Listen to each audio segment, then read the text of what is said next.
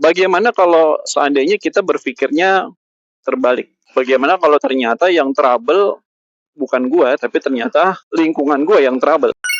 Halo, sobat belajar. Ketemu lagi.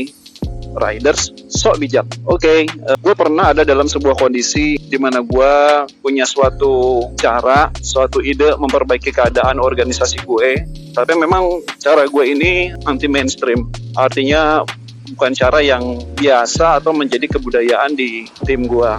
Nah, sampai akhirnya gue berhadapan dengan sebuah kondisi ketika gue mau menerapkan itu, mereka tidak paham arah dan tujuan gue.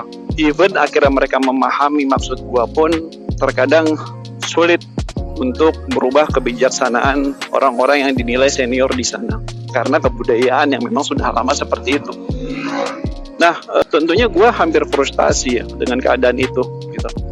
Dan setiap gua coba cari insight dari orang senior lainnya, selalu nasihat kepada gua adalah ya gua harus introspeksi dan gua harus memperbaiki keadaan gua dan melakukan suatu tindakan yang bisa diterima sama mereka. Nah, tapi di sisi lain, gue juga bukan berarti nggak ada landasan kenapa gue akhirnya memutuskan melakukan cara yang anti mainstream. Jadi ini semata-mata bukan karena ego gue gitu, tapi gue melihat suatu keadaan, suatu fakta-fakta atau sebuah ilmu yang datang kepada gue yang apabila cara yang lama itu masih dilakukan, ya lo akan tetap berada dalam kondisi yang gagal-gagal juga, gitu ya. Jadi kalau Einstein bilang cuman orang gila pengen dapat hasil yang lebih baik, tapi dia melakukan cara yang itu-itu aja. Jadi based on dari quote itu, gue punya sebuah keyakinan ya kalau caranya masih terus begitu, ya nggak ada perubahan di tim gue. Oleh karenanya gue berusaha mencari cara yang lain.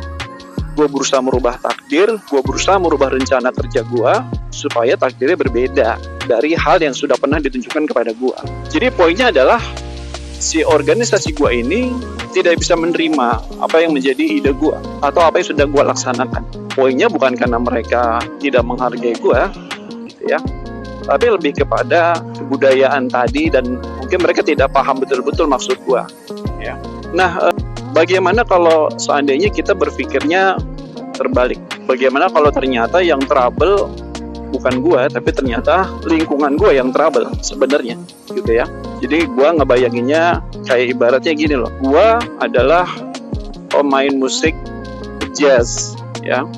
Dan gue paham bagaimana bermain musik jazz dengan baik. Cuman sayangnya audiens gue pada saat gue tampil itu para penyuka musik rock, ya, yang